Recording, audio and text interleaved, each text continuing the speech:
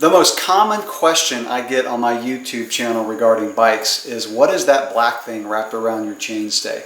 Because I use it on all of my bikes.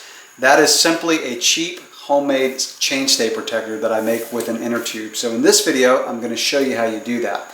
Now the reason I do this, I used to use the Velcro ones like the lizard skin, but those actually don't cover the whole chainstay. And on my mountain bikes, I would get some chain slap and some pitting on the chainstay. This is also obviously very inexpensive, and it's also pretty light. So here's how you do it. All you're going to need to do this is an old inner tube, one that's probably had a few holes in it. It's time to retire it. You're going to need some cable ties, probably two, at least 3 or 4, if you want to do 2 on each end to hold it really securely, and a pair of scissors. The first thing that you need to do is just cut your inner tube. So here's the valve stem. I'm going to cut right next to it, because you obviously don't need the valve stem. And then you're going to want to cut out a piece of this. I would recommend going a little bit longer than you think you might need. It's easier to cut stuff off than have to start over. So I'm going to measure out probably about 3 feet.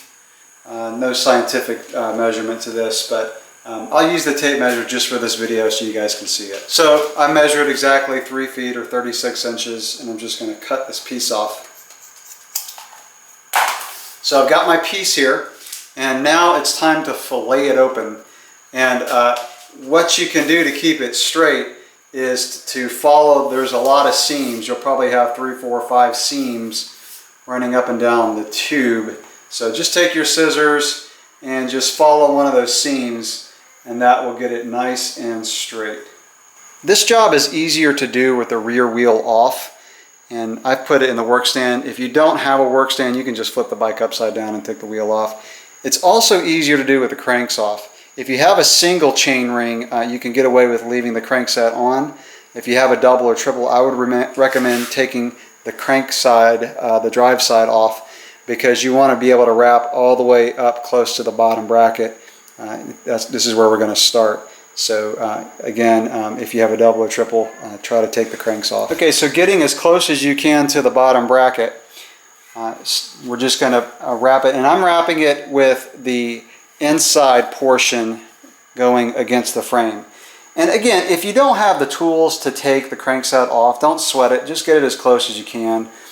It's not a huge deal. The thing is, the chain, when you get chain slap, it can slap pretty close to the bottom bracket. So you just want to cover it as much as you can. So what we're going to do is we're just going to start wrapping this, and you want to hold it with your fingers and stretch it pretty tight so you don't have any play in it. And then we'll just start wrapping this around, and we will listen to our dog bark while we do this. And just start wrapping it. It's going to be a little thick when you start out, because you want to get some pretty good overlap. I'm overlapping this a couple inches when I start. As I keep going, I'm going to kind of start to have less overlap, and I get to where I have probably about 1 inch overlap, and I'm pulling this pretty tight when I do this. So just go around the whole chainstay and just pull it tight and wrap it over about 1 inch. And then when we get to the end, we're going to use our cable ties to secure it. Okay, so now I'm getting to the end, and I'm going to start to have a little bit more overlap because I'm going to try to square this off. And again, just the main thing is just to pull it tight. It's rubber, so you can stretch it. So now that I've gotten at the end, I've wrapped it around about 2 times. I'm just going to cut off my excess and hold it with your finger so it doesn't unwrap when you do this, when you get to that last little bit.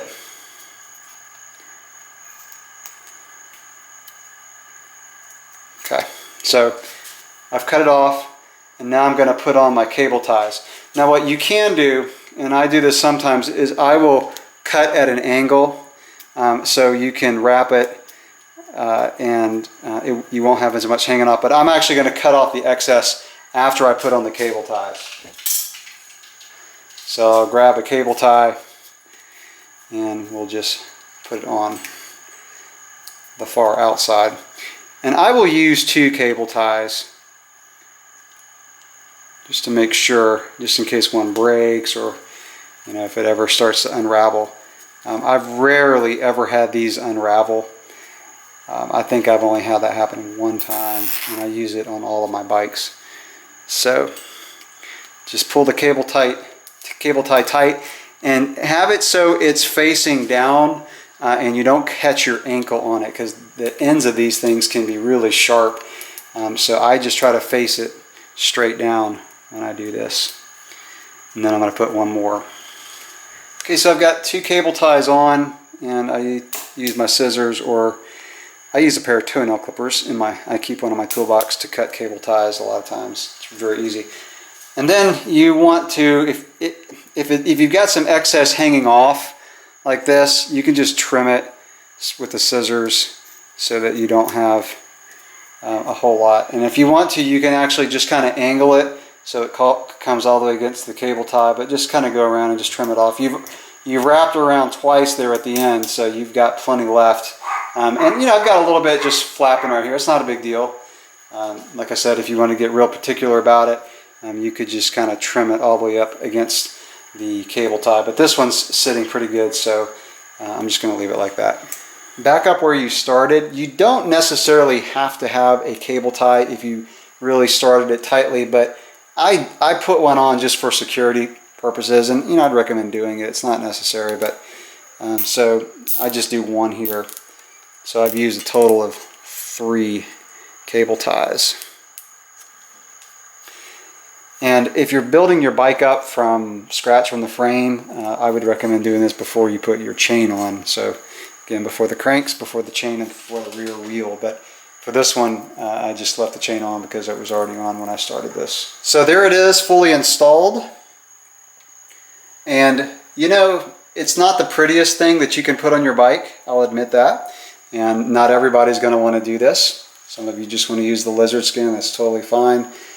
One thing that you can do that's a little cleaner, and I got this idea from back in the 80s during road cycling, some people would do this, and that is they take some handlebar tape. So especially if you're changing out your handlebar tape, you can also wrap that around your chainstay, and it looks a little bit cleaner than the inner tube method.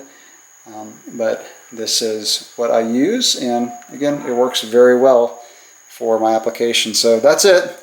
The light and cheap and effective homemade chainstay protector. Thanks for watching.